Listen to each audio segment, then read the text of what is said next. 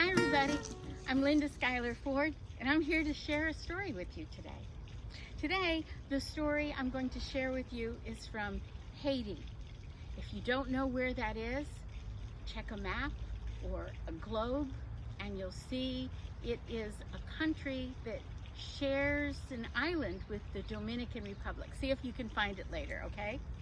The people in Haiti speak mostly French, although this story is going to be in English. And it's a story about a little girl named Tipingee. Well, Tipingee lived with her stepmother, who was a very grumpy woman. Her mother had died and her father had died, and she was left living with her stepmother in the house that her parents had built. And the way her stepmother supported them was by buying yams and cooking them in a pot to make yam candy, which she sold in the marketplace. One day, while Tipingee was at school, the flame under her stepmother's cauldron went out, and the woman said, "Oh my goodness, I don't know what is to become of me. Now I have to go out and get some more firewood. All I do is work." And the woman went off into the woods where she gathered up lots of kindling, little bitty twigs and sticks and big round chunks of wood that would burn slowly. Well, she piled them all up, and when she was ready to go home, she realized she had way more firewood than she could carry. And instead of being glad that she had all this firewood, that grumpy woman said, "Oh, well, look at what's happened to me now. I have more firewood than I can carry. I'm not strong enough to carry this. What am I going to do? All I do is work."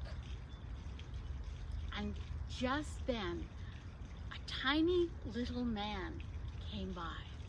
And he looked up at her and said, "I will carry the firewood for you if you will do me a favor in return. What can you give me?"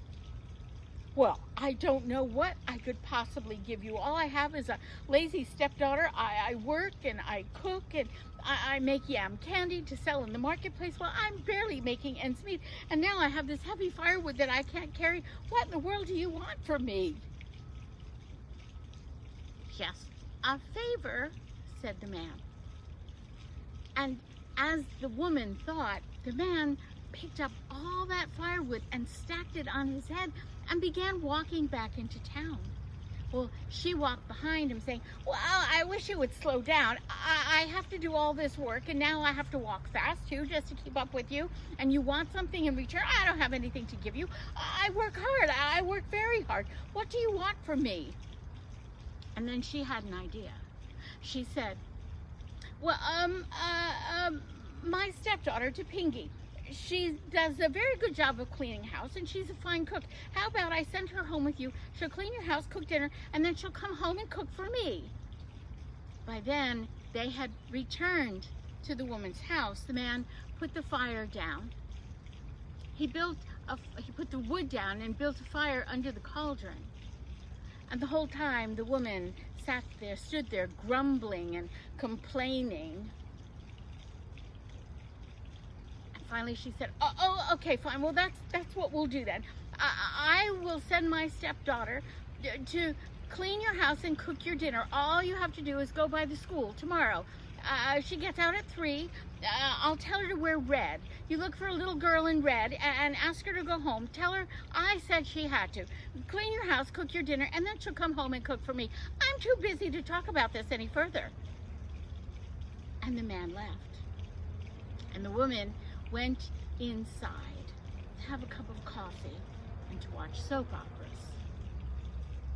Now, Tipingee was already home from school, and she heard her stepmother's plan, but she did not cry. Instead, Tipingee climbed out the window of her bedroom and went to her friend's house. She told her friend what she had heard, and her friend agreed that she too would wear a red dress that next day. And then Tipingee and her friend went to other friends, and they went to other friends, and they went to other friends, and all asked them to wear red.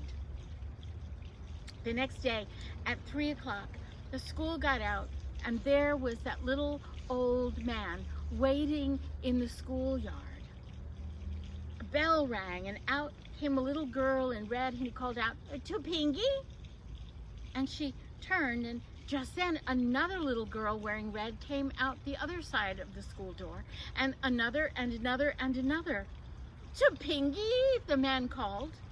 And the girls all began to chant, and you can do this too.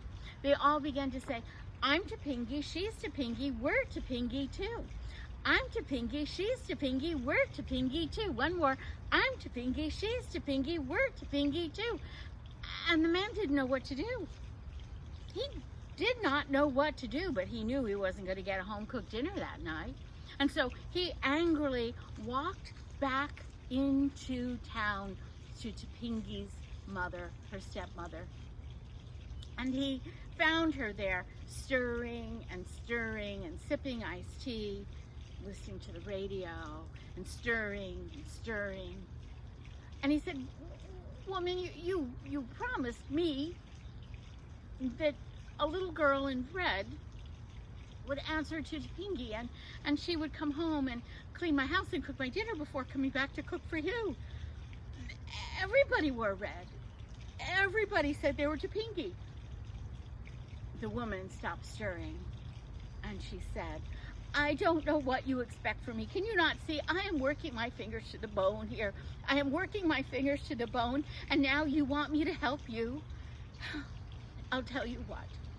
I will tell her to wear purple tomorrow. Tomorrow, you go to the school and call out to a little girl in purple. That will be Tipingee. She'll clean your house, cook your dinner, and then you send her home to cook my dinner. Now, I'm a busy woman." And she took a sip of iced tea and held her little radio up and began to sway and listen to the music while she stirred. Can you stir and sway? Now, the man was slow.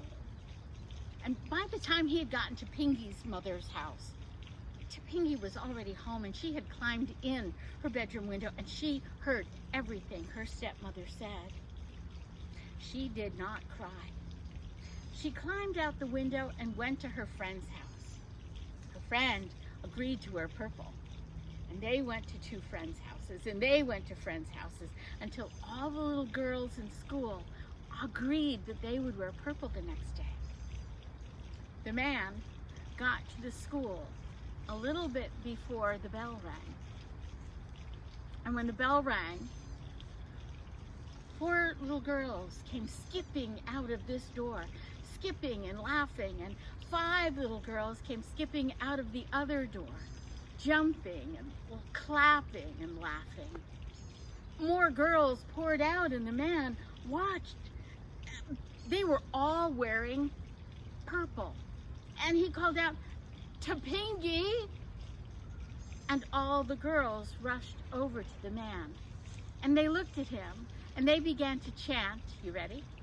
"I'm Tipingee, she's Tipingee, we're Tipingee too. I'm Tipingee, she's Tipingee. I'm Tipingee, she's Tipingee, we're Tipingee too." The man didn't know which way to look, and so he angrily made his way back to Tipingee's mother's house. And there she was, lying on the sofa, drinking coffee and watching a soap opera. "Woman," he said, "you promised me that your stepdaughter would go back to my house, clean it, cook me supper, and then I would send her home to cook for you. I went to the school, and all the girls are wearing purple. Purple, purple, purple, purple everywhere. I have no help. And here you lie, watching TV and sipping coffee." Well, what do you expect? I did my part. I had her wear purple. Can't you see? I've been cooking all day. Look, the yam candies are laying out cooling. And I'm very busy. This coffee is not going to drink itself, you know, mister. No. And it might get cold, and I'm going to miss who's getting married, and I've got to get back to my story. So Look, I'm going to give you one more chance, and you better get it right this time. Tomorrow, I will ask Tipingee to wear green. Green, green. I will ask her to wear green. You go to the schoolyard. Done. Now, leave me alone, please. The man went home. Of course, Tipingee got home much quicker than he got to her house, and she had climbed in her bedroom window and she heard all of this, but she did not cry. No, she went back out the window and she went to her friend's house and knocked on the door, told her friend what had happened. They scattered and went to friends' houses, and all of those friends went to more friends' houses until before supper time, all of the girls knew the next day they would wear Green, green, and they did. Now, the man, he got to school right after lunch, and there were girls in green swinging on the swings, and there were girls in green riding on the seesaw. There were girls in green playing hopscotch and off in the corner giggling and telling jokes. Girls in green playing tag. Girls in green playing jump rope. Girls in green doing stuff. And the man called out, "Oh boy, Tipingee, Tipingee." And all of the girls turned and surrounded him, and they began to chant. You ready? I'm Tipingee, she's Tipingee, we're Tipingee too. I'm Tipingee, she's Tipingee, we're Tipingee too. One more. I'm Tipingee, she's Tipingee, we're Tipingee too. And they began to laugh and sway and clap their hands, and the man was so frustrated that he went back to Tipingee's stepmother's house, and he said, "Woman, you have promised me that your stepdaughter would clean my house, cook me dinner, and then come home and cook dinner for you. And 3 times you have failed to keep your promise. So you are coming home to cook and clean for me." And he dragged her back to his house. And nobody has seen her since. It might be she's just too lazy to walk back home. Tipingee ended up living in the house that her father and mother had built. All of the mothers and fathers of the village helped take care of her. They helped her cook, or they had her over for dinner.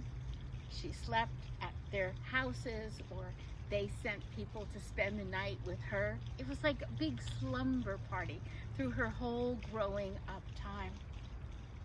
And I understand Tipingee is married and has 2 children. They live in that same house, and they are famous throughout all of Haiti for making and selling the best yam candy. I'm Tipingee too. That's a cool story to share with your friends. I bet you can tell it really well.